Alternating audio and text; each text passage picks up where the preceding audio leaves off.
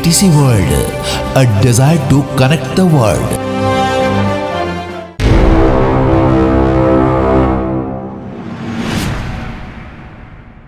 ATC world के English class में आपका स्वागत है। तो हम आज शुरू करेंगे। सबसे महत्वपूर्ण टॉपिक है what is wrong with Indian films. बहुत ही महत्वपूर्ण चैप्टर है क्लास 10th के लिए। तो इसकी शुरुआत हम करेंगे। यहाँ पर इस चैप्टर को शुरू करने से पहले मैं ये बता देना चाहूँगा कि सत्यजीत राय कौन थे, उनको हम लोग डिटेल से थोड़ा सा जानेंगे।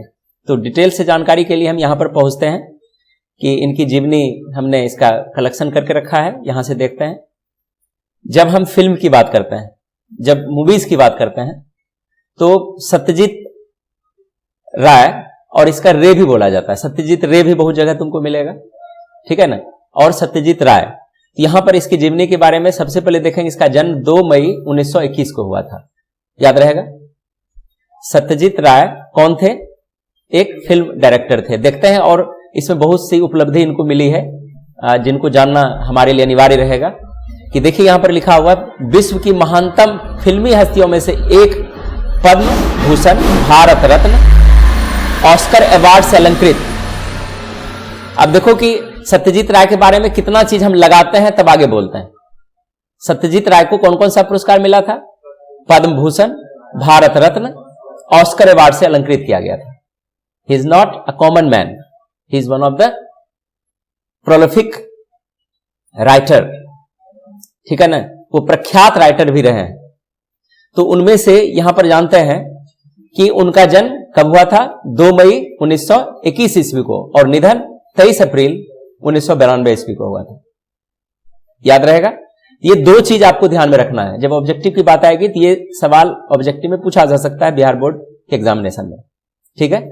वैसे भी जानकारी की पर्पज से हमें जो भी राइटर की जानकारी हमें मिलती है, उनका जन्म और मृत्यु, उनकी उपलब्धि, उनका पुरस्कार, इतना चीज आपको दिमाग में लेके चलना पड़ेगा, ठीक है।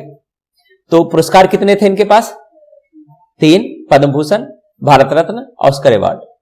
हो सकता है कि आगे हो, तो डिटेल से चलते हैं इसका। तो यहां पर सेम चीज यहां पर रिपीट किया गया है कि सत्यजीत राय का जन्म कलकत्ता में, कहां हुआ था? कलकत्ता में 2 मई 1921 ईस्वी को हुआ था। इनके पिता का नाम सुकुमार राय था और माता का नाम सुप्रभा राय, ठीक है। इसको हम लोग अपने टेक्स्ट में भी देखेंगे, लेकिन अगर कुछ कंसेप्ट आपको क्लियर मिल जाता है तो यहां से समझना और आसान हो जाएगा। अब देखिए यहां पर सत्यजीत राय के पिताजी छपाई तथा पत्रकारिता के क्षेत्र से जुड़े हुए थे, मतलब प्रिंटिंग का काम करते थे सत्यजीत राय के पिताजी, ठीक है ना।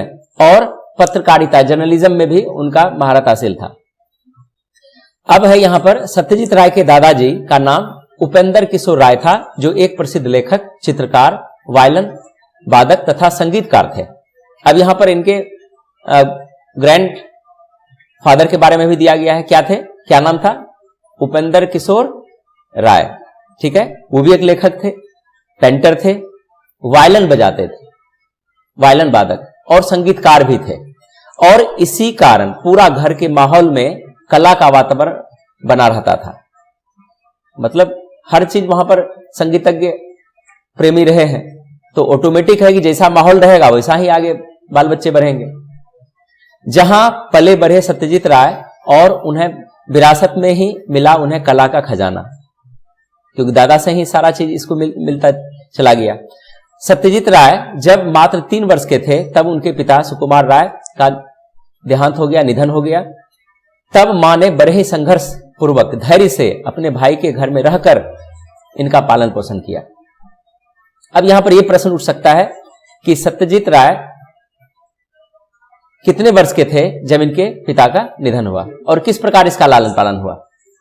ये मात्र 3 वर्ष के थे जब इनके पिता सुकुमार राय की मृत्यु हो गई, और इनके मां ने बहुत ही संघर्ष से अपने मैके में जाकर भाई के घर में रह करके इनका लालन पालन किया। अब यहां पर इनकी शिक्षा कैसे हुई? शुरुआती शिक्षा मां ने ही घर में दी, और उसके बाद 8 वर्ष की उम्र में उनका दाखिला कलकत्ता के बालीगंज के सरकारी स्कूल में करा दिया गया। मतलब ये भी सरकारी स्कूल में पढ़ाई करते थे। और उसके बाद लगभग 15 वर्ष की आयु में हाई स्कूल की शिक्षा पूर्ण की। कॉलेज की पढ़ाई उन्होंने प्रेसिडेंसी कॉलेज से की और वहां 2 वर्षों तक साइंस की पढ़ाई की। फिर तीसरे वर्ष अर्थशास्त्र ले लिया। अर्थशास्त्र लेने का मुख्य कारण मामा जी की बात थी, अगर वो इकोनॉमिक्स से ग्रेजुएट हो जाते हैं तो उन्हें नौकरी दिला देंगे और उन्हें नौकरी की बहुत जरूरत थी, इसलिए साइंस की पढ़ाई को छोड़कर उन्होंने इकोनॉमिक्स ले लिया, है ना। मामा ने इनको कन्विंस किया, चूंकि इनका स्थिति ठीक नहीं था, इसलिए उन्होंने बताया अगर इकोनॉमिक्स पढ़ता है तो तुमको जॉब आसानी से मिल जाएगा। अब यहां से फिर इन्होंने पढ़ाई छोड़ी। क्यों छोड़ी देखते हैं। सत्यजीत राय ने अपना ग्रेजुएशन 1939 में किया, मतलब ये ग्रेजुएट थे 1939 ईस्वी में, ठीक है ना। 1939 में इन्होंने कंप्लीट किया और वहीं से मन बना लिया कि आगे पढ़ाई नहीं करेंगे, लेकिन इसका विरोध मां ने किया और उन्हें मनाने की कोशिश करने लगी, क्योंकि वो नहीं चाहती थी उनका बेटा 18 वर्ष की आयु से ही काम करने लगे और पैसे के पीछे भागे, ठीक है। अब है चित्रकारी की शिक्षा कैसे इन्होंने ली। आखिरकार मां ने मना ही लिया सत्यजीत राय को पढ़ाई के लिए और उन्हें चित्रकारी की शिक्षा लेने के लिए शांति निकेतन में दाखिला करा दिया गया। आगे जो पढ़ाई करना है किस पर, पेंटिंग सेक्टर से, ठीक है ना। अब यहां पर इनको पढ़ाई के दौरान उन्हें संगीत का शौक था और उस समय ग्रामोफोन का जमाना था और वो उसी से सॉन्ग सुना करते थे, मतलब इस संगीत से बहुत ही प्रेम इनको था। उन्हें पाश्चात्य फिल्मों और संगीत का काफी शौक रहा, ठीक है। उस दौरान फिल्मों को बायोस्कोप कहा जाता था। हॉलीवुड फिल्मों को देखना और पत्रिकाओं में नायिकाओं और नायकों की फोटो देखना उन्हें रोज की आदतों में से थी। थोड़ा सा यहां से रिवीजन कर देते हैं कि सत्यजीत राय ने किस विषय से ग्रेजुएशन की थी। इकोनॉमिक्स से की थी। इकोनॉमिक्स से क्यों की थी कि उनके घर में ऐसा लगता था, उनके मामाओं को ऐसा लगता था कि अगर इकोनॉमिक्स से अगर हम ग्रेजुएशन कंप्लीट कर लेते हैं तो जल्दी जल्दी जॉब हो जाए, ठीक है। और उन्होंने पढ़ाई छोड़ने का प्रयास किया, लेकिन किनके इंस्पिरेशन से उन्होंने फिर से पढ़ाई शुरू किया, मां के इंस्पिरेशन से। तो किस तरह का पढ़ाई शुरू किया उन्होंने चित्रकारी प्रारंभ किया और संगीत प्रारंभ किया। तो पढ़ाई के दौरान ही उन्हें संगीत का बहुत बड़ा शौक था और उस समय ग्रामोफोन का जमाना था और वो उसी से सॉन्ग सुना करते थे। उन्हें पाश्चात्य फिल्म, वेस्टर्न फिल्म और संगीत का काफी शौक रहा था। उस दौरान फिल्मों को बायोस्कोप कहा जाता था। हॉलीवुड फिल्मों को देखना, पत्रिकाओं में नायिकाओं और नायकों की फोटो देखना उन्हें रोज की आदत में से थी, मतलब वो हमेशा एक्टर एक्ट्रेस के फोटो को निहारते रहते थे। साथ उन्हें चित्रकारी में भी रुचि थी और चित्रकारी की शिक्षा सत्यजीत राय ने शांति निकेतन में नंदलाल बोस से ली थी। अब यह भी इंपॉर्टेंट है जो हम लोग टेक्स्ट में नहीं जान पाएंगे। तो उन्होंने चित्रकारी कहां सीखी? शांति निकेतन में। सिखाने वाले कौन थे? नंदलाल बोस थे, ठीक है। अब यहां पर ये और कैसे प्रभावित हुए, क्या क्या इन्होंने किया, इनको थोड़ा सा देखते हैं। कलकत्ता की एक विज्ञापन कंपनी ने उनको काम दिया और उसके बाद सन 1950 में यूरोप यात्रा का उन्हें पुरस्कार दिया गया, पुरस्कार भी मिला और फिर 6 महीने के लिए यूरोप चले गए। अब यहां से इसको फिल्मों का नशा था पहले से ही। फिल्मों का नशा उन पर इस कदर चढ़ा था कि लंदन फिल्म क्लब, उन्होंने वहां जो एक लंदन फिल्म था वहां पर उन्होंने सदस्यता ग्रहण कर ली थी और 4.5 महीने के अंदर लगभग 90 फिल्में देख डाली। इतना था कि वहां लंदन में जाके जो यूरोपियन फिल्म्स थे, इन्होंने 4.5 महीनों में कितने फिल्म देखे? 90 फिल्म देखे। अब इनका फिल्म से रुचि ज्यादा बढ़ गया। कुछ फिल्में उनके दिल में ऐसे बस गई, उनकी मंजिल ही बदल गई। फिल्म बाइसिकल थिव्स और लुसिनिया स्टोरी एंड अर्थ जैसी फिल्मों का असर उन पर काफी पड़ा, जिसके कारण उन्हें फिल्म बनाने का चस्का लग गया और इस क्षेत्र में उतर पड़े। इन्हें उन्होंने फिल्म को शुरू क्यों किया, किस आधार पर किया?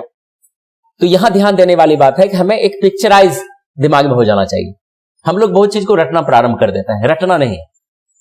अब कल्पना करो कि हम सत्यजीत राय को देख रहे हैं, उनके जन्म को देखे, जो भी आपके सामने स्क्रीन रहा, उनके मृत्यु को देखे, उनका क्रियाकलाप देखे, किस प्रकार उन्होंने पढ़ाई की, किस प्रकार उनके माता पिता ने उनको सहयोग दिया और पिता का जो देहांत हुआ उनके करियर पर क्या असर हुआ।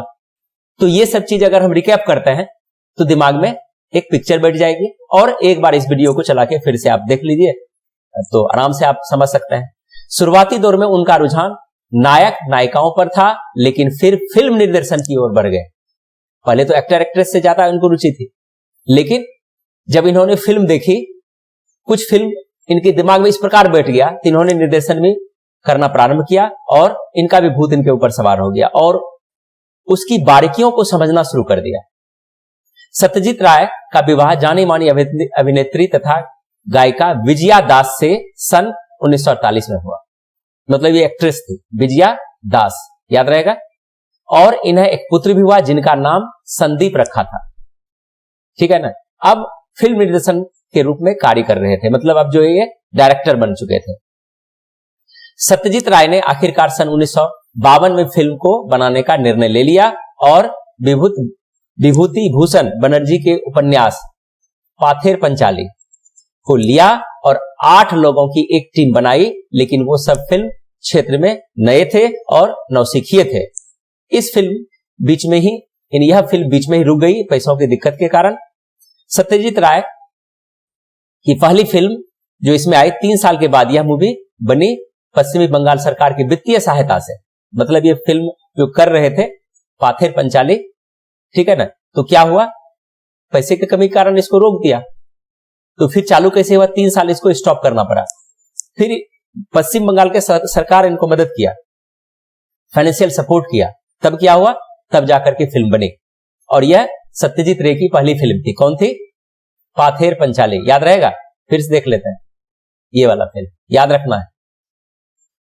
सन 1955 में आई जिसका नाम पाथेर पंचाली था। मतलब शुरू हुआ तो बहुत पहले से ही, लेकिन रिलीज कब हुआ, ये 1955 में आई, जो अंतरराष्ट्रीय स्तर पर काफी नाम कमाया। मतलब इंटरनेशनल रिपुटेशन इनको आया पाथेर पंचाली फर्स्ट फिल्म से, ठीक है। अब यहां से इनको गोल्ड मेडल भी मिला, ठीक है ना। फिर उसके बाद सिल्वर मेडल भी इनको प्राप्त हुई। इस मूवी को 1955 में राष्ट्रपति स्वर्ण पदक तथा रजत पदक मिला, कहां, नई दिल्ली में। सन 1956 में बेस्ट ह्यूमन डॉक्यूमेंट का पुरस्कार मिला कैंस में, और फिर डेनमार्क का बार्डिल अवार्ड से बजी इन्हें नवाजा गया। यह अवार्ड सर्वश्रेष्ठ गैर यूरोपीय फिल्म को दिया जाता था, या दिया जाता है, जो इसको यहां पर दिया गया। इसी के साथ उन्होंने कई फिल्में बनाई। 1956 में अपराजिता, 1958 में जलसा घर। इसी तरह लगातार फिल्म बनाते रहे और राष्ट्रीय अंतर्राष्ट्रीय स्तर पर पुरस्कार पाते रहे। यह था आपका सत्यजीत रे या सत्यजीत राय का जीवनी, जिसमें आपको सबसे ज्यादा महत्वपूर्ण है, आपको ऊपर वाला भाग जो हमने यहां पर पढ़ा, 2 मई 1921 को इनका जन्म हुआ था और 23 अप्रैल 1992 में इनकी मृत्यु हुई थी। तो अब देखते हैं हमारा टेक्स्ट क्या कहता है। हमको टेक्स्ट से चलना है, ठीक है। यहां से हम लोग इसको आगे देखेंगे। यहां पर what is wrong with Indian films का क्या तात्पर्य, यहां पर लेखक जो है सत्यजीत राय क्या कहना चाहते हैं। What is wrong with Indian films, मतलब ये भारतीय फिल्म के साथ ये क्या हो रहा है, यानी भारतीय फिल्म में जो कमी है, क्या कमी है। हम लोग इंटरनेशनल फिल्म से क्यों टक्कर नहीं ले सकते हैं। हमारा फिल्म जो है, भारतीय फिल्म जो है, त्रुटिपूर्ण क्यों है, इस पर यहां पर प्रश्न चिन्ह लगा रहे हैं। कि सत्यजीत राय बॉर्न ऑन May 2, वहां पर क्या लिखा हुआ था, यही था, है ना, 2 May 1921 was a well known film. आपको यहां पर वर्ड्स दिए हैं, क्योंकि समय के अभाव से हम इसको नोट नहीं कर पाए हैं, इसलिए हम आपको यहीं से दे देते हैं ताकि आप यहां से नोट कर लें और हिंदी भी समझने में आपको आसान होगा। यहां पर देखिए, हम इस वर्ड को भी यहां पर देख लेते हैं कि वेल नोन मतलब क्या हुआ, प्रसिद्ध film director of India, Bharat के एक प्रसिद्ध फिल्म डायरेक्टर थे। तो एक लाइन में इसको याद रखना है कि हु वाज सत्यजीत राय। तो Satyajit Ray was a well known film director of India, याद रहेगा। When he was born on 2nd May 1921. ठीक है, आगे देखते हैं. He earned international recognition for his talent in film making and direction. अब यहां पर क्या कह रहा है, अगर आपको इसका शुद्ध हिंदी जानना है तो यहां पर आपका हिंदी दिया हुआ है. ठीक है, अब हम लोग यहां से देखेंगे कि हमारा सारांश क्या कहता है. हमारा जो टेक्स्ट है, हम जो इसमें टेक्स्ट को पढ़ेंगे, टेक्स्ट का क्या मीनिंग है, किस तरह से परीक्षा में प्रश्न पूछा जाता है और ऑब्जेक्टिव प्रश्न का जवाब हम कैसे देंगे, इसका सारा चीज हम यहां पर बताएंगे. यहां का अर्थ हुआ कि what is wrong with Indian films. क्या इसका अर्थ हुआ? वैसे अगर इसके कई अर्थ निकल सकते हैं. ये भारतीय फिल्मों के साथ ये क्या हो रहा है, ये भी अर्थ है. दूसरा अर्थ है कि भारतीय फिल्म की क्या कमियां हैं, भारतीय फिल्म में क्या त्रुटि है, और यहां पर अफसोस जताते हैं. अगर हम इसका सारांश लेते हैं तो सत्यजीत राय यहां कहते हैं कि भारतीय फिल्म में इतनी दम नहीं है जितने की इंटरनेशनल यानी पाश्चात्य देश की फिल्मों में.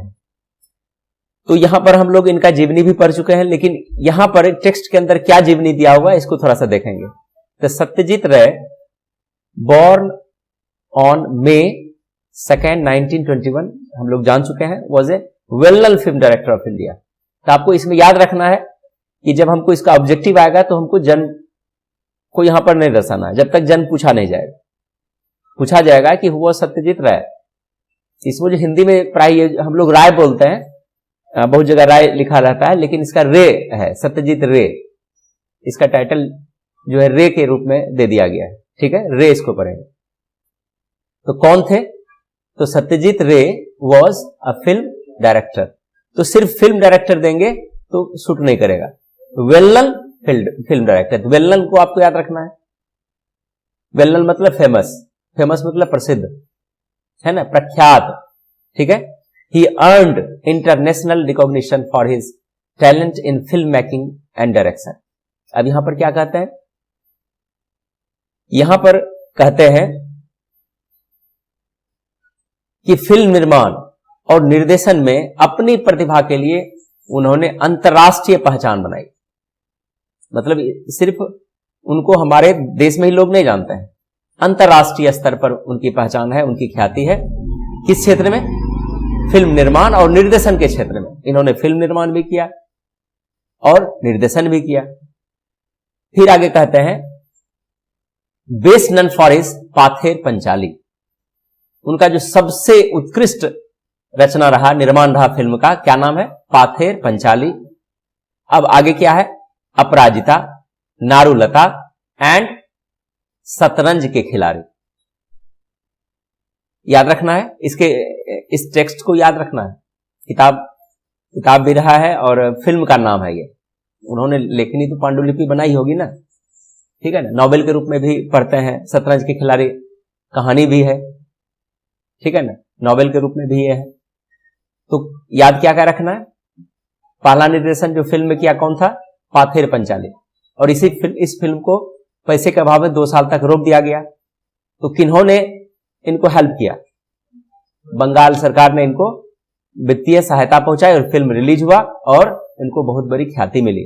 उसके बाद अपराजिता, Charulata and Shatranj ke Khiladi. He won awards at international film festival in Venice. मतलब वेनिस के फिल्म फेस्टिवल में इनको पारितोषिक भी दिया गया. ठीक है ना. फिर है कैन्स एंड बर्लिन. और कहां इसको पारितोषित किया गया है ना? राय अपने फिल्म के लिए यहां पर जो है, जो फिल्म महोत्सव होता है, इनको पुरस्कार दिया गया, इनको अवार्ड दिया गया. कहां मिला ये भी आपको ध्यान में रखना है. He won awards at international film festivals in Venice, Cannes and Berlin.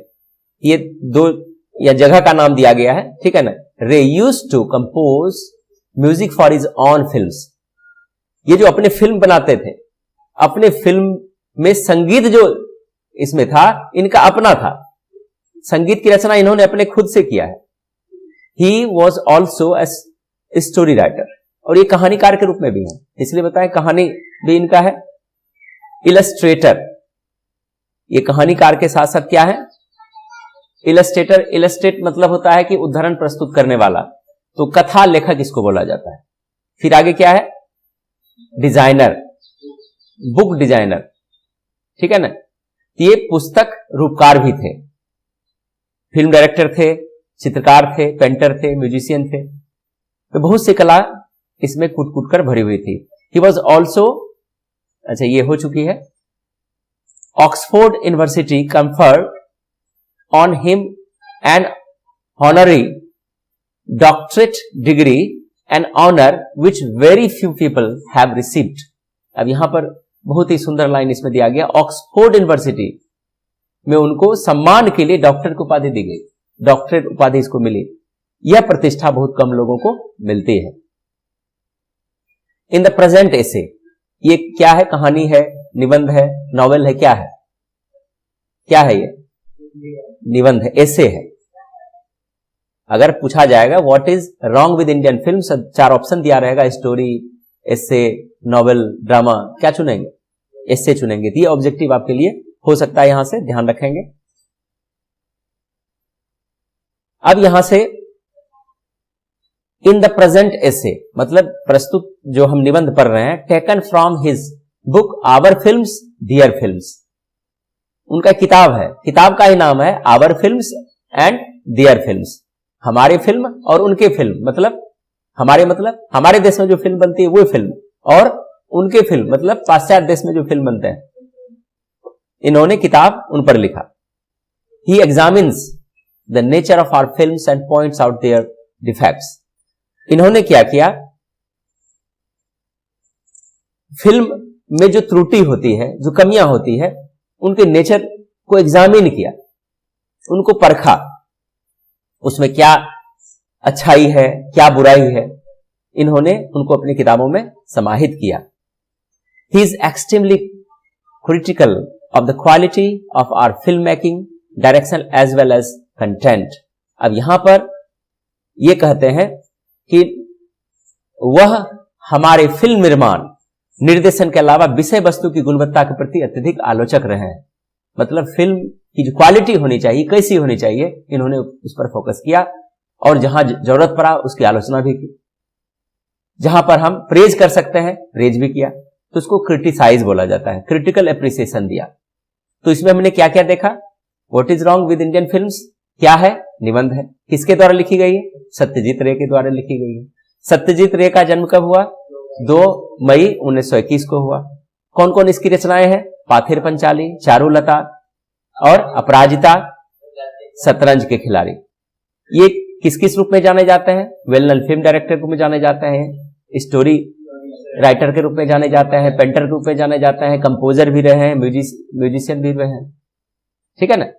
तो यहां तक क्लियर हो गया। हमको उम्मीद है कि यहां तक आप समझ गए। और ये जो वर्तमान एसे है किस किताब से ली गई है? Our films and their films. यहां से ऑब्जेक्टिव आप हल कर सकते हैं, आराम से कर सकते हैं। अब यहां से हम लोग चलेंगे इसके चैप्टर वाइज पर। तो हम थोड़ा सा समय के अभाव के कारण हम आपको जो है यहां पर नोट्स आपको दे रहे हैं, ताकि आपका वर्ड्स भी प्रॉब्लम नहीं हो। वैसे इसको हम टाइप कर सकते थे, अलग से बना सकते थे, लेकिन जो भी डिफिकल्ट वर्ड्स होगा यहां से आपको चुन लेना। ठीक है। तो सबसे पहले एक पैराग्राफ में हम लोग शब्द देखते हैं। तो शब्द अगर समझ में आ जाएगा तो मीनिंग निकालने में हमको आसानी हो जाएगी। तो पहला शब्द है सिग्निफिकेंट। सिग्निफिकेंट का सिनोनियम्स है, सिनोनिम्स भी जानेंगे, क्योंकि कहीं कहीं मैचिंग भी पूछ देता है या मीनिंग पूछ देगा, इसका क्या अर्थ है, परीक्षा में स्पेशली पूछा जाता है। तो हमको लगा कि ये बेस्ट तरीका हो सकता है। भले ही ये नोट्स है, हमको जानकारी से मतलब है। ध्यान रखेंगे कि अंग्रेजी हमारी विषय नहीं है, लेकिन हमारी विषय बनाना हमारी मजबूरी है। बोर्ड में इसको कंपलसरी नहीं किया गया, लेकिन अगर हम आज अंग्रेजी नहीं पढ़ेंगे तो हमारा जो आगे का फ्यूचर है वो ब्लॉक हो जाएगी। टेक्निकल क्षेत्र में, मैकेनिकल क्षेत्र में, मेडिकल क्षेत्र में, टेक्नोलॉजी के क्षेत्र में, इसके बगैर आपका कोई चारा नहीं है। तो English is most compulsory thing for you. ठीक है ना। तो ये बहुत ही कंपलसरी है, इसको आगे आप पढ़ते रहिए और बोलने और लिखने का भी प्रयास कीजिए, अपनी भाषा में लिखिए। तो सिग्निफिकेंट का सिनोनिम्स क्या है? इंपोर्टेंट मतलब क्या हुआ? महत्वपूर्ण। फेनोमेना, हैपनिंग्स मतलब जो घटनाएं घटती हैं उनका हुआ फेनोमेना, प्लूरल ऑफ फेनोमेनन, ठीक है ना, स्वाभाविक घटनाएं, नेचुरल इवेंट्स उसको बोल सकते हैं। आगे है डेवलपमेंट, प्रोग्रेस मतलब विकास। पोटेंट शक्तिशाली, पावरफुल। वर्सटाइल, ये बहुत सुंदर शब्द है, वर्सटाइल मतलब हर छात्र को, टीचर को वर्सटाइल होनी चाहिए, हर तरह का नॉलेज रखनी चाहिए, ठीक है ना। कमांड ओवर मेनी क्वालिटीज, बहुमुखी है ना, you should be versatile man, आपको बहुमुखी प्रतिभाशाली होना चाहिए। A teacher must have versatility in him, ठीक है ना। एक शिक्षक को अपने आप में बहुमुखी होना चाहिए। कमांड्स, निर्देशित करना या निर्देशित करता है या निर्देश देता है, orders. Accorded, fit in with, accorded मतलब मेल खाना, ठीक है ना, जिसका इंग्लिश सिनोनिम्स है फिट इन विद। आगे है क्रिएटिव, इमेजिनेटिव रचनात्मक, क्रिएटिव रचनात्मक, imaginative. Expressions, communications of emotions, अभिव्यक्तियां, ठीक है। आगे है कंबाइंस, ज्वाइंट्स जोड़ता है। मेजर्स, एक्शन टेकन, उपाय। कंबाइंस मतलब जोड़ना ही हुआ, तो ये सॉरी हम यहां पहुंच गए थे। मेजर्स मतलब मापना, यहां पर इसको ठीक कर लीजिएगा, ठीक है। लेकिन दिया हुआ है, जब हम सेंटेंस पढ़ेंगे तो वहां से हम लोग इसको करेक्ट करके देखेंगे कि इसका क्या अर्थ होना चाहिए। मेजर्स मतलब मापता है, मापदंड तैयार करता है, ठीक है ना। आगे है architecture, art and science of building, वास्तुशिल्प, ठीक है। होस्ट, आश्रय, शेल्टर।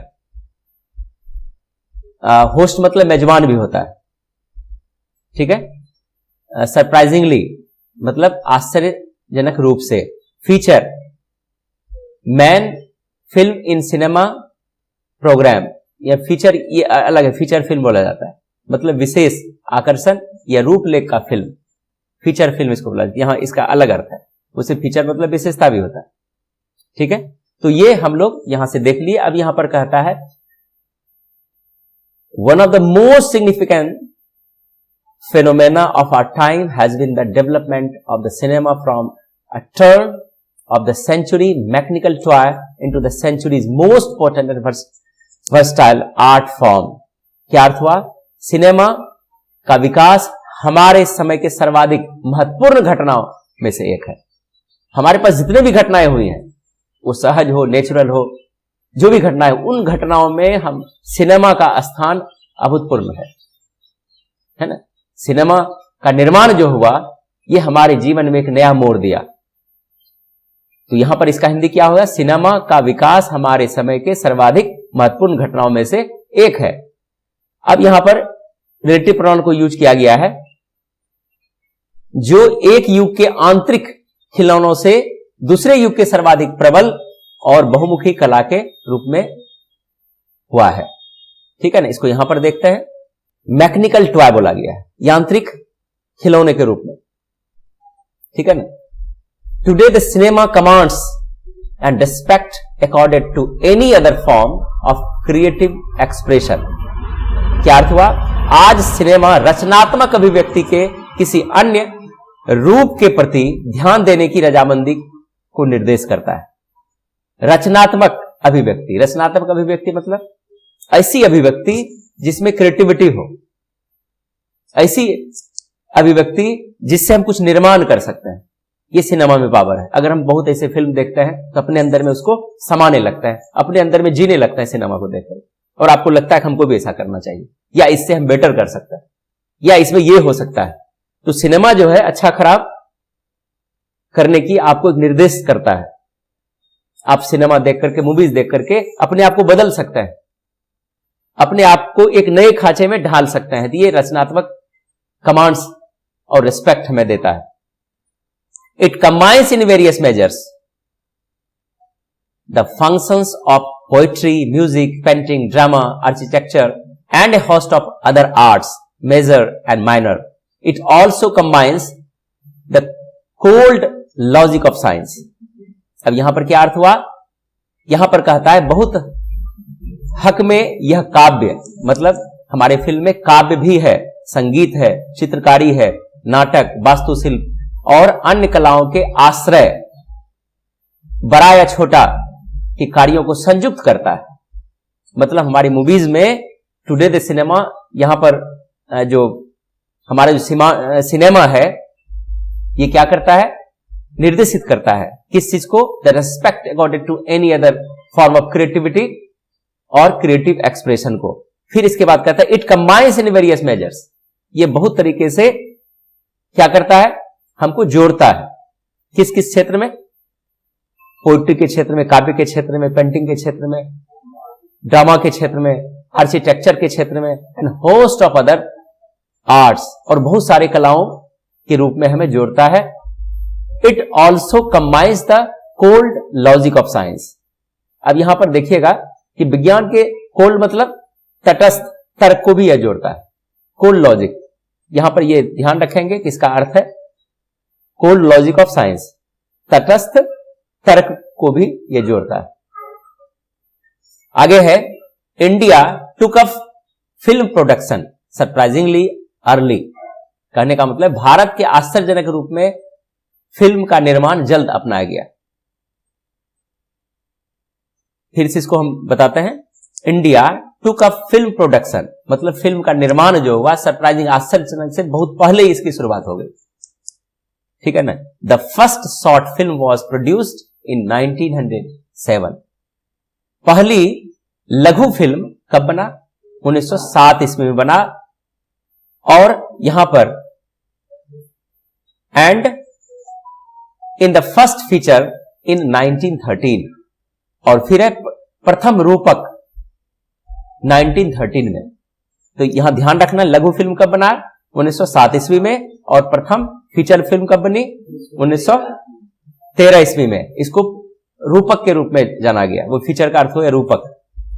फिर आगे कहते हैं by the 20s it had reached the status of big business. लेकिन 20वीं शताब्दी तक पहुंचने की अवस्था में यह व्यवसाय का सबसे बहुत बड़ा केंद्र बन चुका है। मतलब इससे बहुत बड़ा व्यवसाय होता है। जो इंडस्ट्रीज फिल्म का जो प्रोडक्शन हाउस बना हुआ है, इससे बहुत बड़ा व्यवसाय फैला, बहुत इनकम सोर्स बढ़ा है इससे। ठीक है ना। तो व्यवसाय के रूप में बहुत ज्यादा से विकसित हुआ। ठीक है। अब आगे देखते हैं। अब यहां से आपको फिर वर्ड्स देखना है सबसे पहले। तो पहला शब्द है इसमें डिफिकल्ट वर्ड जो है इस लाइन में क्वांटिटेटिवली है, जिसका अर्थ होता है मात्रात्मक रूप से। उसके बाद है स्टैटिस्टिकल, इसका अर्थ होता है सांख्यिकी, मतलब है कि कलेक्शन ऑफ इंफॉर्मेशन। जो भी इंफॉर्मेशन को प्राप्त होता है उसका हमारे पास एक व्यूज होना चाहिए, उसको हम सांख्यिकी के रूप में जब हम उसको निर्धारण करते हैं तो ये स्टैटिस्टिकल हो जाता है। आगे है अब्रोड। अब्रोड मतलब देश से बाहर, हमारे देश से बाहर। हम लोग जो यहां पर करते हैं वो स्वदेशी हुआ, जो बाहर होता है अब्रोड, विदेशी। तो यहां पर अब्रोड का अर्थ हो गया देश से बाहर या विदेश में। ठीक है ना। पोटेंशियल, आंतरिक शक्ति में समर्थ, जिसमें इनर एबिलिटी बोल सकते हैं, पोटेंशियल। आगे है प्लान। प्लान का अर्थ हुआ सिंपल, मामूली। असेम्ड, शर्मिंदा होना। लेकिन यहां पर शर्मिंदा जो दिया हुआ है एडजेक्टिव रूप में है, इसलिए शर्मिंदा होना यहां पर नहीं मानेंगे। ये एडजेक्टिव रूप में फीलिंग सैम के रूप में शर्मिंदा ही सही है। फैमिलियर, परिचित, रिलेटिव, सापेक्ष। स्टैंडर्ड्स मतलब स्तर। एक्लेम्ड, किसी चीज का भव्य स्वागत किया जाना के सेंस में होता है, जिसमें अप्रूव्ड या अपलॉडेड या अनुमोदित के सेंस में हम इस्तेमाल करते हैं। लैक मतलब कमी, इनसफिशियंसी। आगे है मैच्योरिटी, फुल डेवलपमेंट, परिपक्वता। Attributed, regarded as belonging to, श्रेय देना, आरोपित करना। फैक्टर्स, कारक। मिस्टीरियस, इम्पॉसिबल टू अंडरस्टैंड, रहस्यपूर्ण। Entity, separate, distinct thing. यहां पर एंटिटी मतलब संपत्ति होता है, जिसको हम यहां पर हस्ती या सत्ता भी बोल सकते हैं। The mass, large number of people, यानी जनसमूह को मास कहा जाता है, मास इसको पढ़ेंगे। गो इन, एकत्र होना, एक जगह इकट्ठा होना। Technicians, persons skilled in particular technical field, शिल्पी या कारीगर, मिस्त्री बोल सकते हैं। ब्लेम, कंसिडर, रिस्पॉन्सिबल फॉर, दोष लगाना। Tools, implement used by hand, औजार या उपकरण। वंडरफुल, अद्भुत। रिमार्केबल, अचीव, प्राप्त करना। द कंडीशन, दशा। ये यहां पर कुछ शब्द है जो आपको ध्यान में रखना है। अब यहां से हमारा ये वाला भाग चलेगा। यहां पर देखते हैं, यहां पर लेखक कहना चाहते हैं, it is easy to tell the world that film production in India is quantitatively second only to Hollywood. क्या अर्थ हो गया? यहां पर लेखक कहना चाहते हैं कि दुनिया को यह बताना आसान है कि भारत का फिल्म उत्पादन में हॉलीवुड के बाद कितना स्थान है? दूसरा स्थान है। यह ध्यान रखना है। जब हम हॉलीवुड की चर्चा करते हैं तो हॉलीवुड के बाद पूरे संसार में फिल्म उद्योग में भारत का ही दूसरा स्थान आता है। यह भी आपका ऑब्जेक्टिव पॉइंट हो सकता है। और यहां पर एक पॉइंट भी दिया गया है। क्या पॉइंट है? फॉर। यहां पर फॉर का अर्थ होता है क्योंकि। कल वाले में हम टेंस में भी बताए थे कि जब यहां पर कॉमा डाल करके इसको इस्तेमाल किया जाता है तो ये क्लाउज का रूप ले लेता है। और यहां पर जब क्लाउज के रूप में इसको इस्तेमाल करते हैं, ये कंजक्शन का पार्ट बन जाता है। यहां पर फॉर दैट मतलब क्योंकि, that is a statistical fact. और यहां पर ये जो हुआ एक सांख्यिक तथ्य भी है। But can the same be said of its quality. अब यहां पर क्या कहता है कि किंतु क्या यही इसके गुण के बारे में भी कहा जा सकता है?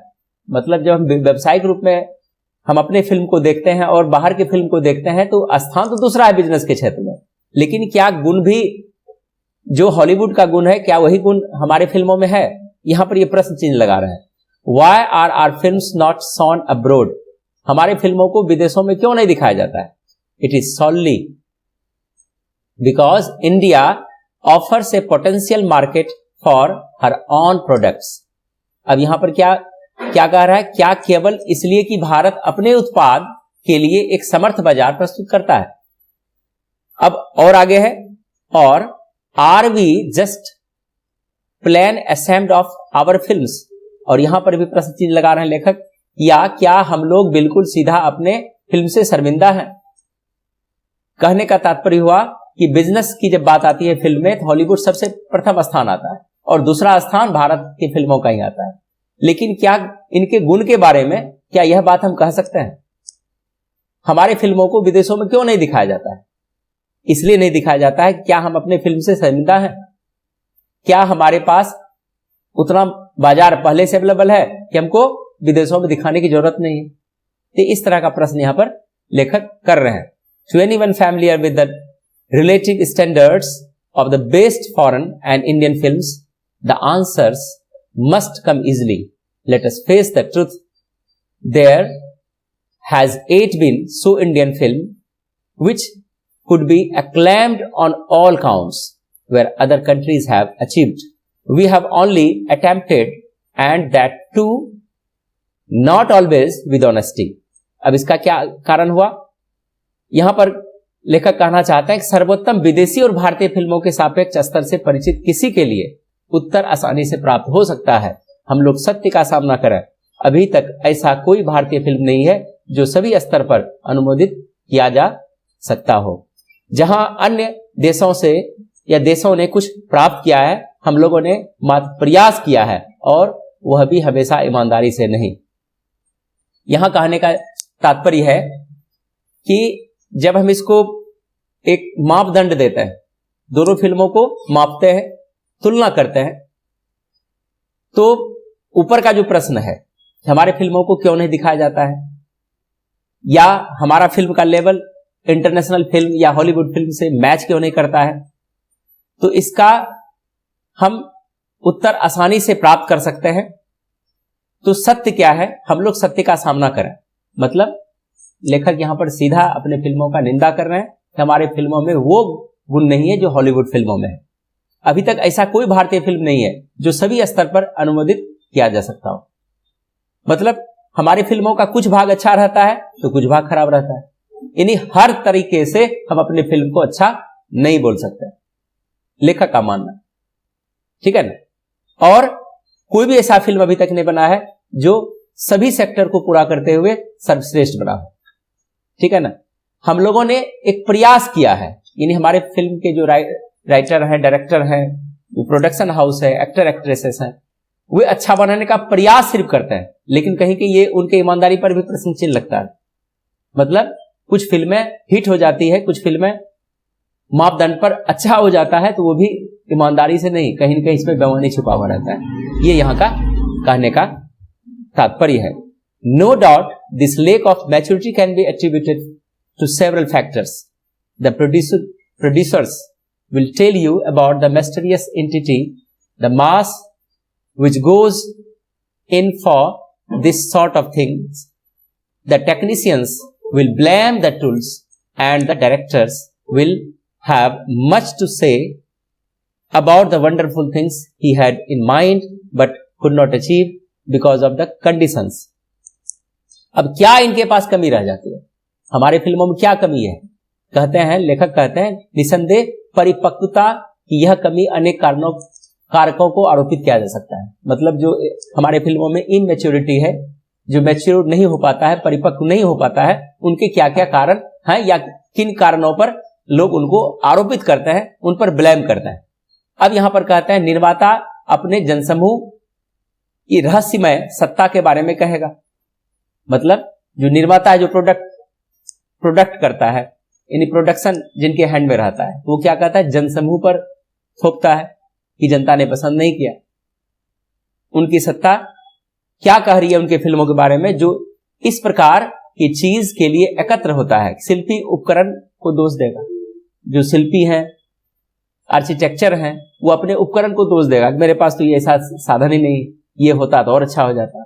और निर्देशक अपने दिमाग में अद्भुत वस्तु होने किंतु परिस्थिति के कारण प्राप्त नहीं कर पाने में कुछ कहेगा। मतलब यहां कहने का मतलब है कि हम लोग अपने में ही अपने फिल्मों को दोषित ठहराते हैं, उसमें दोष ढूंढते हैं, है ना। प्रोडक्शन मैस पर दोष थोपता है। यहां से ऑब्जेक्टिव आपका क्रिएट हो रहा है कि व्हाट इज रॉन्ग विद में लेखक बहुत ही अच्छे तरीके से यहां पर कुछ कमियों को यहां पर प्रस्तुत किए हैं कि कौन कौन किस पर आरोप लगाता है।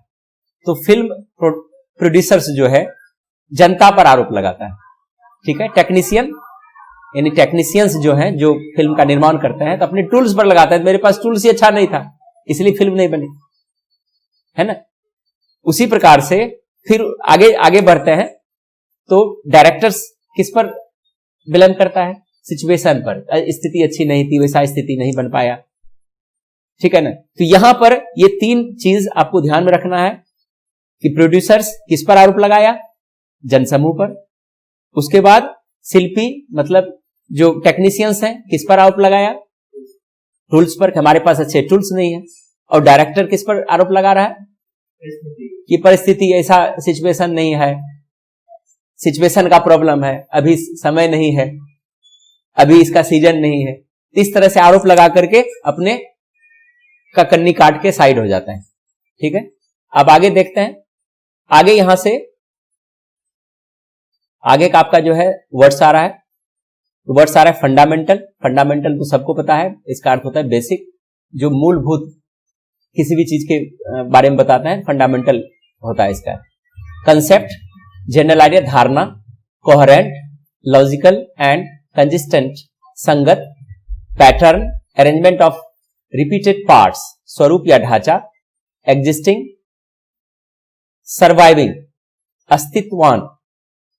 आगे है मिसअंडरस्टूड, मतलब गलत समझा गया, या इसको बोल सकते हैं टेकन रॉन्गफुली, यानी किसी चीज को हम ठीक से नहीं समझ पाते हैं तो उसको हम मिसअंडरस्टूड या मिसअंडरस्टैंडिंग के रूप में लेते हैं, लेकिन यहां पर पास्ट फॉर्म है तो उसका हम पास्ट फॉर्म के रूप में इस्तेमाल करेंगे।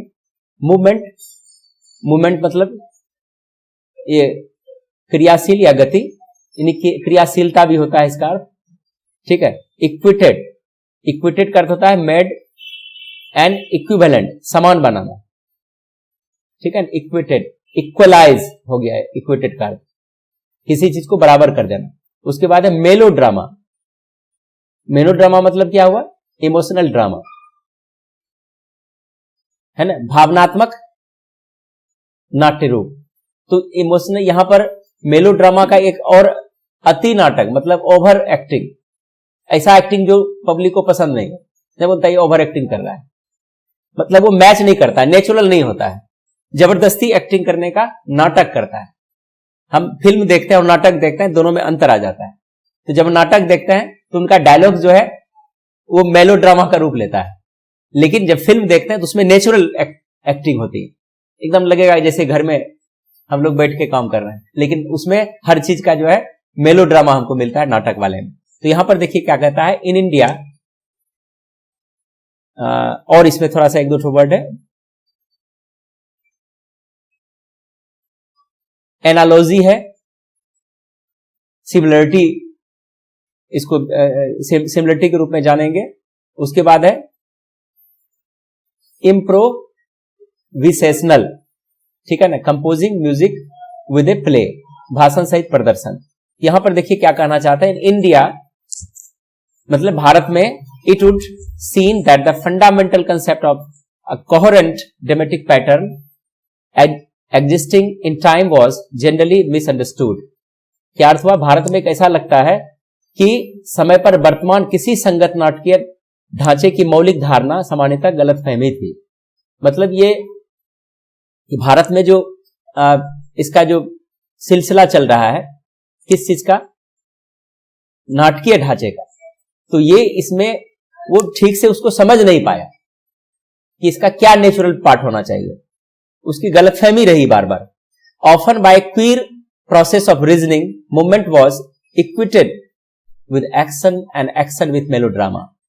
The analogy with music failed in our case because Indian music is largely improvisational. ठीक है, तो यहां पर क्या कहने का मतलब हुआ कि अक्सर तर्क की अनूठी प्रक्रिया द्वारा गतिशीलता की अभिनय के साथ और अभिनय की संगीतिका, मतलब वही जो हुआ, के साथ बराबरी की गई थी। हम लोगों के मामले में संगीत के साथ सादृश्यता असफल हुई, क्योंकि भारतीय संगीत अधिक अंश में भाषण सहित प्रदर्शन अभिनय है।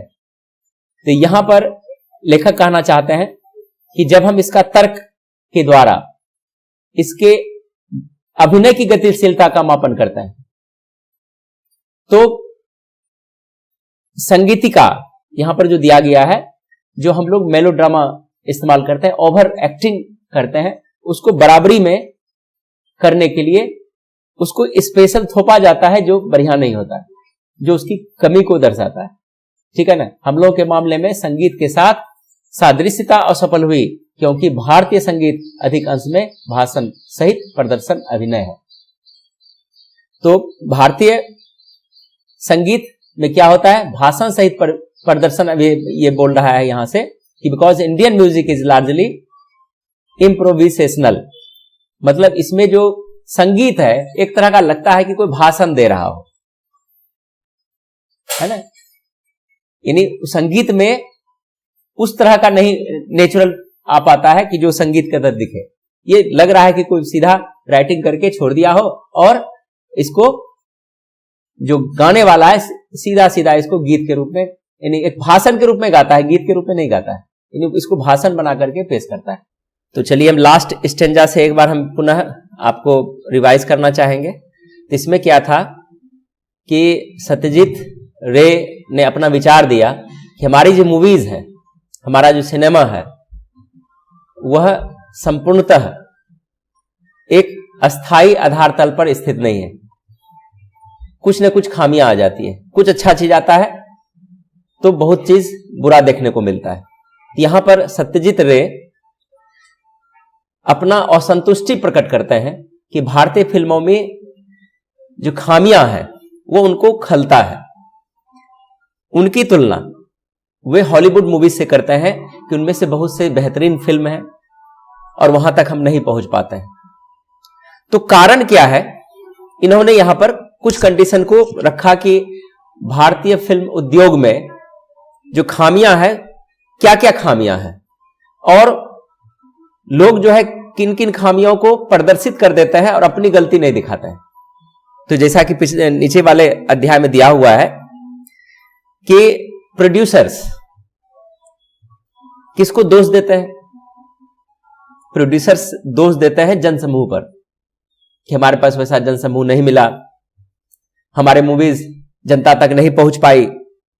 फिर आगे जो है यहां पर देता है which goes in for this sort of thing, the technicians will blame the tools and the director will have much to say about the wonderful things he had in mind but could not achieve because of the conditions. अब यहां पर फिर क्या कहते हैं technicians, जो तकनीकी क्षेत्र में लोग हैं वो क्या कहते हैं, किस तरह का दोष लगाते हैं कि नहीं मेरे पास तो साधन ही नहीं था, मेरे पास अच्छे टूल्स नहीं थे, अच्छे वाद्य यंत्र नहीं थे, या हमारे पास नहीं है हॉलीवुड की तुलना में। तो हम क्या करते हैं, अपना दोष किसी न किसी पर थोप देते हैं।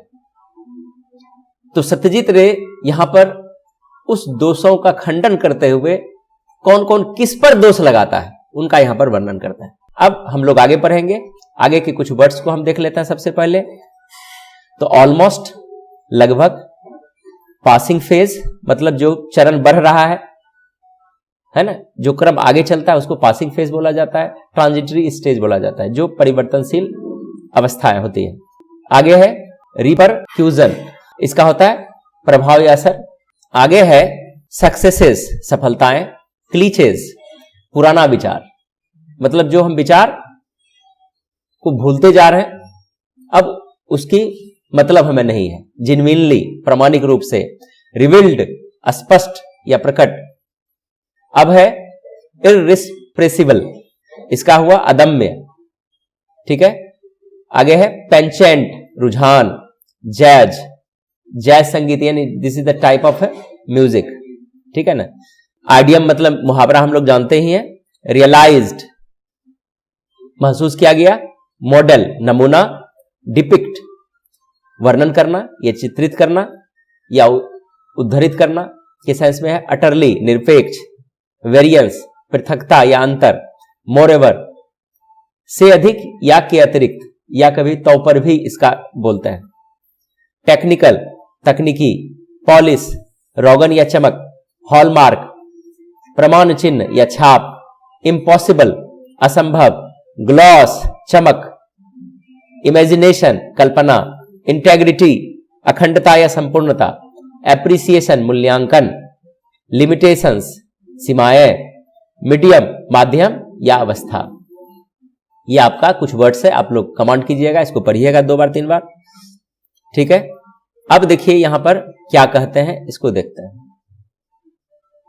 In India it would seem that the fundamental concept of the coherent dramatic pattern existing in time was generally misunderstood.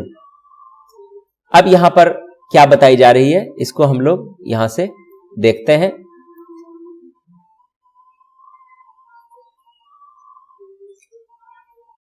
फिर आगे है India has achieved what other countries have achieved. India ने वह चीज प्राप्त कर लिया जो अन्य देशों ने प्राप्त किया। क्या है? फॉल्स है। इंडियन म्यूजिक इज लार्जली इम्प्रोविसेशनल, ये सही है, ठीक है ना। तो यहां से आगे देखते हैं। Study the lesson carefully and complete the following sentences on the basis of your reading. अभी तक हमने जो पढ़ा उसके आधार पर आप इसको भरना है। यहां पर हमने पढ़ा था, देखिए नीचे वाले लाइन में है, ठीक है ना। ये देखिए बाय द 20s, सेम यही लाइन है। By the 20s it had reached the status of big business. इसलिए हम यहां पर दिए हैं कि आपको आंसर और टेक्स्ट आपके सामने है। जब ये अपलोड हो जाएगा तो वहां से आप पॉज करके दोनों को एक जगह देख सकते हैं और आसानी से इसका आंसर समझ सकते हैं बिना पन्ना को पलटे। हम लोग क्या करते हैं, पहले टेक्स्ट देखें, फिर उसका मीनिंग दिमाग लगाने लगते हैं, कहीं वर्ड्स हमारे दिमाग से निकल जाता है। यहां पर वो असुविधा आपको नहीं हो रही है। हमारे सामने टेक्स्ट भी है, भले ही ये नोट्स हैं, लेकिन आपके लिए कारगर है कि यहां पर देखें by 20s it had reached dash of big business. तुरंत इसको हम यहां से खोज सकते हैं, क्योंकि हम जानते हैं कि जितना ये फिल इन द ब्लैंक्स है ये इसके अंदर का ही भाग है जो हम आसानी से ढूंढ सकते हैं। ठीक है, why are films were not shown, हमारी फिल्मों को क्यों नहीं दिखाया जाता है? कहां पर? Why our films were not shown, कहां हमारी फिल्मों को कहां नहीं दिखाया जाता है? अब्रोड में, विदेश में। तो ये भी आप लाइन खोज सकते हैं, इसको भी आप खोजिए कहां पर है। ठीक है ना, हमारे फिल्मों को क्यों नहीं दिखाया जाता है, यानी कहां नहीं दिखाया जाता है? विदेश में, अब्रोड में नहीं दिखाया जाता है। ठीक है, आगे है the technicians will dash the tools, क्या करते हैं? ब्लेम करते हैं, अभी तुरंत पढ़े हैं। The first feature was shot in, कब शॉट किया गया? 1930 में। फिर है the dash with music filled in our case, analogy. ठीक है, अब यहां से कुछ और प्रश्न है। Answer the following questions very briefly. Who has written this essay, पहले से जान चुके हैं, सत्यजीत रे ने लिखा है। Which is the most potent and versatile art form, कौन सा शक्तिशाली और वर्सटाइल फॉर्म है? तो the development of cinema today is the most potent and versatile art form. Were Indian films shown abroad a few decades ago, क्या विदेश में कुछ डिकेड्स पहले हमारे फिल्मों को दिखाया जाता था? No, Indian films were not shown abroad a few decades ago, नहीं दिखाया जाता था। When was the first shot produced, कब प्रोड्यूस्ड हुआ पहला फिल्म, कब से शुरुआत हुआ? 13 नहीं देंगे, है ना, 1907 में। ठीक है, अब यहां पर देखिए, almost every passing phase of the American cinema has had its repercussion on the Indian films. Stories have been written based on Hollywood successes and the cliches preserved with care. Even where the story has been genuinely Indian one, the background music has revealed an irrepressible penchant for the jazz idiom. अब यहां पर क्या कहने का मतलब है कि American cinema के लगभग हर एक गुजरते हुए चरण का असर भारतीय फिल्मों पर रहा है। मतलब हम लोग क्या करते आए हैं, हॉलीवुड फिल्मों का नकल भी करते आए हैं, जिसका क्रेज हो जाता है उसको हम फॉलो करना प्रारंभ कर देते हैं। आप देखे होंगे कि सुपरमैन का फिल्म आया हॉलीवुड में, तो आपकी मूवीज ने क्या किया? तो सुपरमैन का हम क्या किए? फॉलो कर लिए, क्रिस वगैरह फिल्म में। तो अमेरिकन फिल्म जितना भी बनते जाता है, जो हिट हो जाता है, जिनका नाम होने लगता है, हम क्या करता है? उसके रास्ते पर चलना प्रारंभ कर देता है, उसी ट्रेंड को अपनाना चालू कर देता है। फिर एक हॉलीवुड की सफलताओं पर आधारित कथाएं लिखी गई, जो हॉलीवुड में सफल हो जाता है उस पर कथाएं हम बनाने लगते हैं। और पुराने विचार सावधानी पूर्वक संरक्षित रखे गए हैं। हर जगह कथाएं प्रामाणिक रूप से भारतीय रही है। पार्श्व संगीत ने आज संगीत के मुहावरे के लिए अदम्य रुझान प्रकट किया है। मतलब पार्श्व संगीत मतलब क्या हुआ? यानी पीछे से गाया जाता है और एक्टर एक्ट्रेस उस पर एक्टिंग करते हैं, उस पर एक्टर एक्ट्रेस नहीं गाते हैं, वो कोई गायक गाते हैं। तो उनका भी यहां पर रुझान रहा है हमारे फिल्मों में। It should be realise that the average American film is a bad model if only because it depicts a way of life so utterly at variance with our own. अब इसका क्या, यह महसूस होना चाहिए कि औसत अमेरिकन फिल्म एक बुरा नमूना है, इस कारण कि यह हमारी जिंदगी के तौर तरीकों से बिल्कुल भिन्न रास्ता चित्रित करती है। मतलब जब हम अपनी फिल्म को देखते हैं और उनके फिल्म को देखते हैं तो उनका रहन सहन अलग है। वे जो भी बनाते हैं अपने रहन सहन के आधार पर बनाते हैं और हम लोग अपने रहन सहन के आधार पर बनाते हैं। ठीक है ना। फिर और कहते हैं यहां पर, moreover the high technical polish which is the hallmark of the standard Hollywood product would be impossible to achieve under existing Indian conditions. अब क्या कहने का मतलब है, इससे वेदिक और तो और उच्च तकनीकी चमक जो हॉलीवुड उत्पाद की छाप है, उच्च तकनीकी मतलब हॉलीवुड में हमको क्या मिलती है, हाई स्टैंडर्ड का टेक्नीशियंस मिलता है, ये सब तो है उसमें। ठीक है ना, वर्तमान भारतीय परिवेश में प्राप्त करना असंभव होता है। मतलब जो टेक्निक अमेरिकन मूवीज में है उसको हम तुरंत अपने मूवीज में नहीं ला सकते हैं, उनकी बराबरी हम जल्दी नहीं कर सकते। फिर आगे कहते हैं what the Indian cinema needs today is not more gloss but more imagination, more integrity and a more intelligent appreciation of the limitations of the medium. ये यहां पर भी देखिए, यहां पर क्या हमारे फिल्मों की जरूरत है, मोर ग्लॉस, फिर क्या जरूरत है, मोर इमेजिनेशन, फिर क्या जरूरत है, मोर इंटेग्रिटी, आगे क्या जरूरत है, more intelligence appreciation of the limitations of the medium. अब यहां पर देखिए भारतीय फिल्मों का जो चाहिए वह अधिक चमक नहीं, यानी क्या नहीं चाहिए, अधिक चमक नहीं बल्कि अधिक कल्पना, है ना, क्या नहीं चाहिए, ठीक है ना, यहां क्या है, इज नॉट मोर ग्लॉस, ज्यादा हमको चमक नहीं चाहिए, चमक दमक नहीं चाहिए, क्वालिटी चाहिए, क्या चाहिए, बट मोर इमेजिनेशन, अधिक से अधिक कल्पनाएं चाहिए। फिर है मोर इंटेग्रिटी, फिर क्या चाहिए, अधिक अखंडता, ऐसा भाव नहीं कि जो हमें खंडित करता हो, ऐसा भाव जो हमें जोड़ता हो, ऐसा भाव चाहिए। और माध्यम की सीमा का एक अधिक मेधावी मूल्यांकन, और and more intelligent appreciation of the limitations of the medium. मतलब क्या चाहिए हमारी फिल्मों को, हम लोग क्या करते हैं, अधिक चमक दमक में विश्वास करते हैं, ये नहीं चाहिए, हमें क्या चाहिए, अच्छी कल्पना और अधिक कल्पना, अधिक अखंडता, ऐसा भाव जो हमें जोड़ता हो, और ऐसा माध्यम जो सीमा का एक अधिक मेधावी मूल्यांकन हो, ताकि हमारे फिल्मों को भी सबसे अधिक मूल्य दिया जाए, जब तक हम उसके सोच को ऊपर नहीं करते। इस पैराग्राफ को आगे बढ़ाते हैं। यहां पर हम क्या देखते हैं, कुछ शब्द को देखते हैं। जैसे यहां पोसेस शब्द है, इसका अर्थ होता है रखने के सेंस में, यानी अधिकार करने के सेंस में होता है पोसेस। जैसे हम लोग हैव का प्रयोग करते हैं, हैज का प्रयोग करते हैं, तो उसी तरह से पोसेस का प्रयोग किया जाता है, यानी किसी चीज पर अपना आधिपत्य होना, ठीक है। फिल्म मेकिंग मतलब क्या हो गया, फिल्म निर्माण, फिल्म को बनाना, सरिनम से मेकिंग फिल्म। कंप्लेंट, ध्यान रखना, हम लोग जो कंप्लेन बोलते हैं वो गलत है, कंप्लेंट यानी टी रहता है लास्ट में, क्योंकि बहुत जगह इसका टी साइलेंट होने के कारण जो है कंप्लेन बोला जाता है, लेकिन इसका सही जो है कंप्लेंट है, टी है लास्ट में। फिर जब आईएनजी जोड़ते हैं तो ये हट जाता है, जैसे देखो कंप्लेनिंग हो जाता है, वैसे दोनों शब्द चलता है, लेकिन हकीकत में ये है। तो दोनों में अंतर क्या है कि ये नाउन है और कंप्लेन जो है क्रिया है।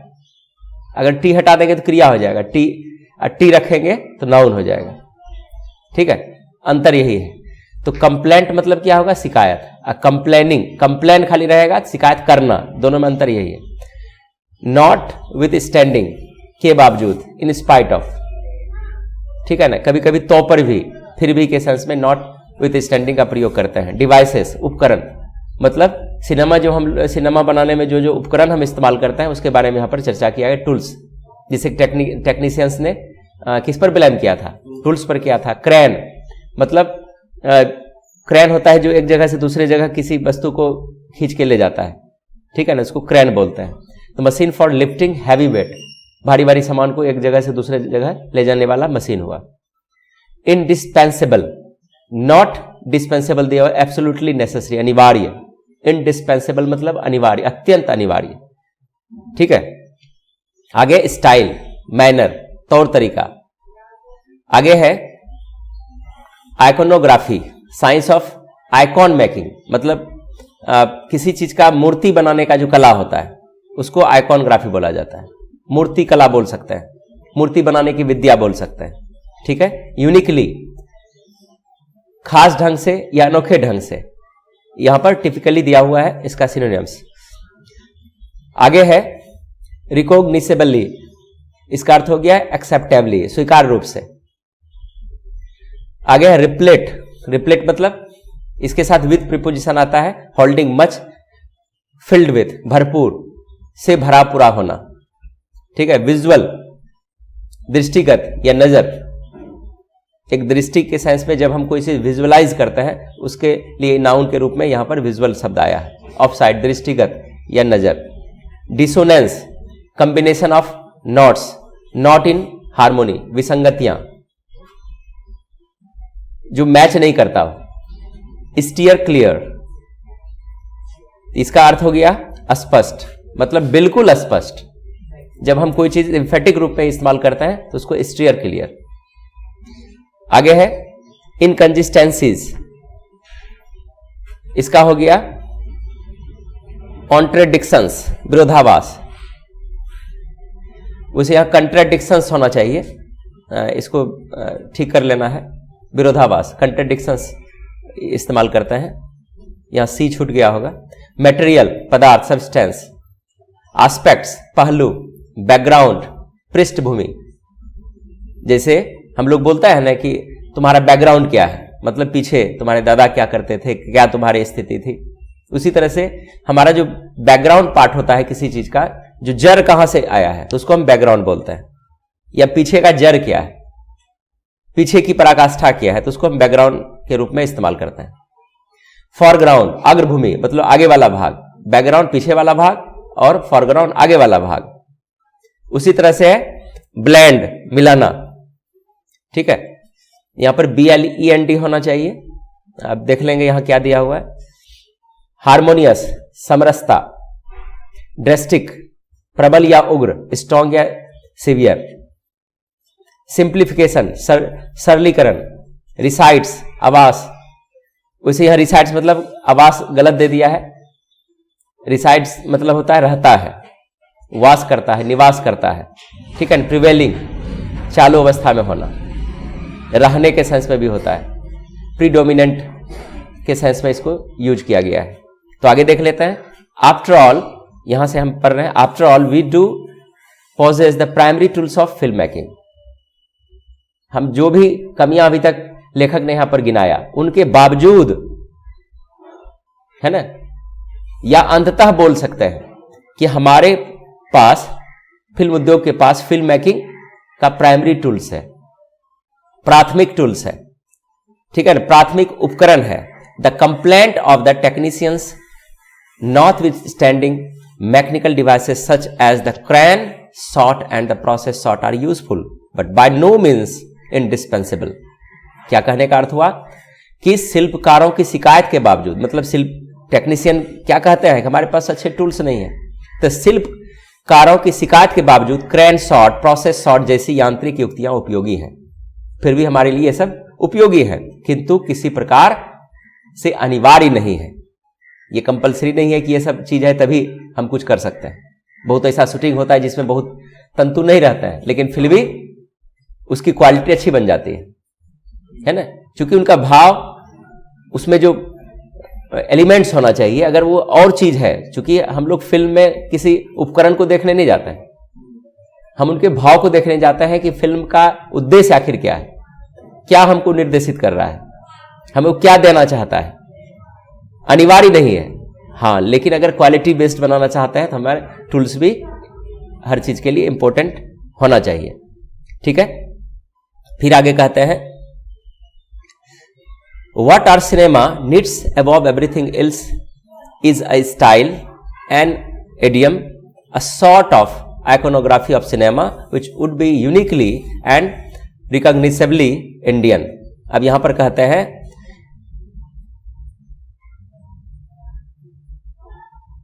वस्तुतः जो उपकरण हम लोग वास्तविक ज्ञान के साथ समय पर उपयोग करते रहे हैं, किसी भी चीज से अधिक जो हम लोगों की सिनेमा की आवश्यकता है, यह है एक शैली, एक मुहावरा, सिनेमा की एक प्रकार की मूर्ति विद्या जो खास ढंग से और स्वीकार रूप से भारतीय हो। अब यहां क्या कहना चाहते हैं लेखक कि चलिए हम उपकरण को भी अनिवार्य नहीं मानते हैं, हमारे पास एक शैली होना चाहिए, सिनेमा का एक स्पेशल भाव होना चाहिए, उसमें जो हम बोलते हैं, उसमें जो डायलॉग्स है, संवाद है, उसमें एक दम होना चाहिए, उसमें एक एक शब्द में सीख देने की पावर होनी चाहिए। और सिनेमा तो एक प्रकार का मूर्ति विद्या भी है। हम जिस प्रकार मूर्ति बनाते हैं तो मूर्तिकार क्या करता है, अपनी सारी भावनाओं को उस मूर्ति में पिरो देता है। अगर हम सरस्वती जी की मूर्ति देखते हैं तो देखने से लगता है कि आपका सिर दोनों हाथ जुड़ करके उसके सामने नतमस्तक हो जाता है ना, लेकिन उस भाव को प्रकट किसने किया, मूर्तिकार उसको गलती भी कर देता है कभी कभी, फेस ऐसा बना दिया कि आपको देखने बेढंगा लगने लगा। तो यहां पर जो फिल्म मेकिंग जो है ये एक प्रकार का मूर्ति विद्या भी है, मतलब उसको जो हम संजो रहे हैं, जिनको हम एक्टर एक्ट्रेस को उसमें आइकॉन बना करके प्रस्तुत कर रहे हैं, उनका भाव अच्छी तरह से हमारे पब्लिक के सामने, जो उनको दर्शक देखने जाते हैं, उनके अंदर में उतर जाना चाहिए और वो बिल्कुल भारतीय हो, उसमें किसी तरह का मिलावट नहीं हो कि आपने सेम उसका नकल कर लिया, आपकी अपनी हो, ये यहां पर लेखक बताना चाह रहे हैं। ठीक है, the majority of our films are replete with such visual dissonances, but the truly Indian films should steer clear of such inconsistencies and look for its material in the more basic aspects of Indian life, where habit and speech, dress and manners, background and foreground blend into a harmonious whole. अब यहां पर आगे क्या कहते हैं कि हम लोग की अधिकांश फिल्में ऐसे दृश्य विसंगतियों से भरपूर है, मतलब जो दृश्य हम इसमें दिखाते हैं जो उसमें मैच नहीं करता है कभी कभी, लेकिन उसको हम जबरदस्ती उसमें डाल देते हैं। किंतु सच्चे रूप से भारतीय फिल्म को ऐसी विसंगतियों से मुक्त होना चाहिए और भारतीय जीवन के अधिक मौलिक पहलुओं में उसकी सामग्री तलाशना चाहिए, जहां आदत एवं बोली, पोशाक एवं तरीके, पृष्ठभूमि और अग्रभूमि एक समरस संपूर्ण में मिल जाए। मतलब हम बोलते हैं कि मसाला फिल्म होता है, कहानी अच्छा नहीं है, गाना अच्छा डाल दिया, फिल्म हिट हो गया। तो एक चीज से हिट तो कर दिया, लेकिन क्वालिटीज अगर काउंट करेंगे तो पीछे हो जाएगा। हम लोग क्या करते हैं, जो बहुत चीज ऐसा उसमें दृश्य देते हैं जिसकी जरूरत उसमें नहीं थी। तो यहां पर लेखक कहना चाह रहे हैं कि हमें उन सब चीजों से हमारी फिल्मों को बचाना चाहिए। हम वही चीज उसमें डाल सकते हैं जो अनिवार्य रूप है, अनिवार्य है, जो अत्यंत ही कंपलसरी है, और वो मैच होना चाहिए, समरस होना चाहिए और संपूर्ण होना चाहिए। ठीक है, आगे है, it is only in A drastic simplification of style and content that hope for the Indian cinema resides. At present it would appear the nearly all the prevailing practices go against such a simplification. अब यहां पर क्या है, यह मात्र शैली और विषय वस्तु के उग्र सरलीकरण में है कि भारतीय सिनेमा की ही उम्मीद नीत है। वर्तमान में ऐसा लगता है कि करीब सभी चालू कार्य प्रणालियां ऐसे सरलीकरण के विरुद्ध जाती है। तो यहां पर दिया गया है कि हमारे पास जो फिल्म उद्योग है उसकी जो शैली है उसको हमको उग्र करके नहीं दिखाना है। ऐसा नहीं करेंगे कि उग्र कर देंगे, उग्र करेंगे जहां पर हम रेवोल्यूशनरी की बात करते हैं, जहां पर किसी क्रांति की बात करते हैं, तो हम दर्शक को उग्र कर सकते हैं, लेकिन ऐसा उसमें तथ्य नहीं दे देंगे कि उग्र होकर के उसके अंदर जो है उग्रता का परिवेश हो जाए। फिर आगे कहते हैं कि हमारे सिनेमा में जो है उसमें सिंप्लीफिकेशन होनी चाहिए, सरल होना चाहिए। जो भारतीय लोग जो है सरलता में विश्वास करते हैं, सिंप्लीफिकेशन में विश्वास करते हैं, ठीक है ना। और उसमें जो हमारे पास अभी चल रही है पद्धति, उसमें सुधार होकर के एक ऐसी क्वालिटी होनी चाहिए कि हर तरह से हमारा फिल्म जो है विश्व स्तर पर, जिस प्रकार से हम हॉलीवुड मूवीज लेते हैं, वो इंटरनेशनल ख्याति प्राप्त हो जाती है, बड़े बड़े पुरस्कार उसको मिल जाते हैं हर क्षेत्र में।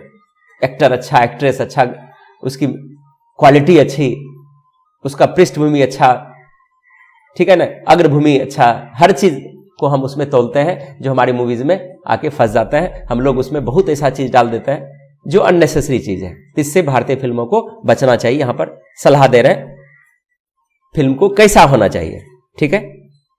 तो हमको उम्मीद है कि यहां तक आप लोग अच्छी तरह से समझ चुके हैं। आगे का शब्द भी देख लेते हैं। एडिक्वेट है पर्याप्त, सफिशिएंट, समटाइम्स कभी कभी, शूटिंग फिल्म बनाने की क्रिया को बोला जाता है। स्क्रिप्ट फिल्म का लेख, ये स्क्रिप्ट लिपि वाला नहीं है, फिल्म का लेख, जो फिल्म बनेगा उस पर जो उसका पांडुलिपि तैयार करते हैं रिटर्न में, उसको स्क्रिप्ट बोला जाता है। और आगे है कन्वोल्यूशन, मरोड़ यानी ट्विस्ट करके उसको रखने का जो नाउन है, उसके लिए कन्वोल्यूजन यूज किया गया। प्लॉट मतलब है कथानक, फिल्म की कहानी कि प्लॉट कैसा है, उसे ये नाउन के रूप में प्लॉट कथानक हो गया। इसी को हम क्रिया में बनाएंगे तो प्लॉट अगेंस्ट, षड्यंत्र रचने के सेंस में हो जाएगा। लेकिन यहां पर उस षड्यंत्र वाला शब्द नहीं है, यह है फिल्म की कहानी या कथानक। काउंटर प्लॉट, प्रति कथानक। अपोजिंग प्लॉट, इसका अर्थ हुआ रेदर देन, की अपेक्षा। आगे है अनइनडायरेक्शनल, इसका अर्थ हो गया एक ही दिशा का। आगे है नरेटिव, कहानी। नरेटिव मतलब वर्णन करने योग्य, शुद्ध हिंदी इसका हो जाएगा सैंडविचिंग, दो तहों के बीच रखना। सैंडविच जैसे ऊपर से नीचे देखते हैं ना, उसके बीच में रखने क्रिया सैंडविचिंग कहलाती है। अनलिरिकल, असंगीतात्मक। सिचुएशंस, अवस्था स्थिति। इंडोर्स, भीतर। लैंडस्केप, भूदृश्य। डॉक्यूमेंट्री, विवरणात्मक, जैसे डॉक्यूमेंट्री फिल्म बनाता है कि किसी व्यक्ति विशेष पर हम कोई चीज स्पेशल या किसी सीनरी पर या किसी जो डॉक्यूमेंट्री फिल्म उसको बोला जाता है। इंस्पिरेशन, प्रेरणा। इवोल्यूशन, विकास या उद्भव। डिस्टिंक्टिव, विशिष्ट। रेयर, दुर्लभ। ग्लिम्सेस, झांकियां। इनलाइटेंड, इनलाइटेंड मतलब भी होता है कि रोशनी प्रकट हो जाने के सेंस में भी होता है कि अंदर से रोशनी जल जाना, ज्ञान की प्राप्ति हो जाना। इसलिए यहां पर जानकारी देना, ज्ञान हो जाना, ठीक है ना। ऐसे यहां जानकारी देने के सेंस में दिया गया है, गिवन इंफॉर्मेशन टू, ठीक है। लेकिन इनलाइटन मतलब होता है ज्ञान प्राप्त हो जाना। अप्रोच, पहुंच। हैंडफुल, मुट्ठी भर। इंस्टेंस, दृष्टांत या उदाहरण। थीम, मुख्य बात, विषय वस्तु, इसको बोल सकते हैं थीम। थीम का विषय वस्तु ही सबसे इंपॉर्टेंट है कि थीम क्या है, इस कहानी की थीम क्या है। भक्ति रस है, वीर रस है, प्रेम रस है, क्या है, तो उसको हम थीम बोलते हैं। कंपिटेंस, क्षमता। इमिटेबल, इमिटेबल का अर्थ होता है यूनिक, अनोखा। एक्सपेरिमेंट, प्रयोग। ग्रास्प मतलब पकड़। फिल्मिक, फिल्म का। मूवमेंट, गति। ट्रेडिशन, प्रचलन। रॉ मटेरियल, कच्ची सामग्री जिनसे हम कोई चीज तैयार करते हैं। इनक्रेडिबल, अविश्वसनीय। लेखक यहां से कहता है स्टार्टिंग ए प्रोडक्शन विदाउट एडिक्वेट प्लानिंग, अर्थात कि जब हम कोई फिल्म बनाते हैं, अगर हमारे पास पर्याप्त मात्रा में प्लान नहीं है, बिना पर्याप्त योजना के निर्माण प्रारंभ करना। समटाइम्स इवन विदाउट ए शूटिंग स्क्रिप्ट, शूटिंग कर रहे हैं लेकिन स्क्रिप्ट अच्छा नहीं है। पंचेंट for convolution of plot and counter plot rather than the strong, simple, undirectional narrative. The practice of sandwiching musical numbers in the most unlyrical situations. The habit of shooting indoors in a country which is all landscape and at a time when all other countries are turning to the documentary for inspiration, all these stand in the way of evolution of a distinctive style. अब यहां से क्या कहते हैं कि लेखक यहां बताना चाहते हैं, यहां पर एक कमी निकालते हैं कि बहुत ऐसे प्रोडक्शन फिल्म का होता है, उसके पास पर्याप्त योजना नहीं होता है कि हमको करना क्या है। उसके बाद उनके पास स्क्रिप्ट अच्छा नहीं होता है। फिर है कि उसमें दमदार कैसे बनाना है, कैसे उनको बोल्ड रखना है, कैसे उनको बेहतर बनाने की क्रिया करनी है, तो ये सब उनके पास पहले से निर्णायक पॉइंट नहीं होता है। फिर सामान्य एकादिश कहानी की अपेक्षा कथानक और प्रति कथानक के मरोड़ के लिए रुझान, ये भी उनके पास पर्याप्त नहीं होता है। सर्वाधिक और संगीतात्मक दशा में संगीतिक लय को बीच में रखने का अभ्यास, किसी देश के अंदर शूटिंग करने की आदत जो पूरा भूदृश्य होता है और एक समय जब किसी या जब सभी अन्य देश प्रेरणा के लिए विवरणात्मक की ओर मुड़ रहे हैं, ये सभी विशिष्ट शैली के विकास के रास्ते में खड़े हो जाते हैं। मतलब यहां पर पूरी तरह से फिल्म बनाने का जो विधि है, जो हम लोग बॉलीवुड में इस्तेमाल करते हैं, कि कोई स्क्रिप्ट ही नहीं है और फिल्म बनाना चालू कर दिए। अच्छा संगीत नहीं है, फिल्म बनाना चालू कर दिए। फिल्म की शूटिंग हो रही है, अच्छा थीम नहीं है, अच्छा प्लॉट नहीं है, और हम लोग क्या करते हैं कि संगीत दिखाने के लिए हमारा कथानक होता है भारतीय, लेकिन हम शूटिंग करते हैं विदेश में जाकर। सिर्फ उसको मसाला मूवीज के रूप में हम रखते हैं, जो इनकी सबसे बड़ी कमजोरी होती है, और इससे क्या होता है कि जो उनका गुण होना चाहिए वो ठीक ठाक नहीं हो पाती है। There have been rare glimpses of an enlightened approach in a handful of recent films. IPTA's धरती के लाल is an instance of a strong simple theme put over with style. मतलब यहां पर एक एग्जाम्पल दिया हुआ है कि हाल के मुट्ठी भर फिल्मों में पक्षपात रहित पहुंच की दुर्लभ झांकियां रही है।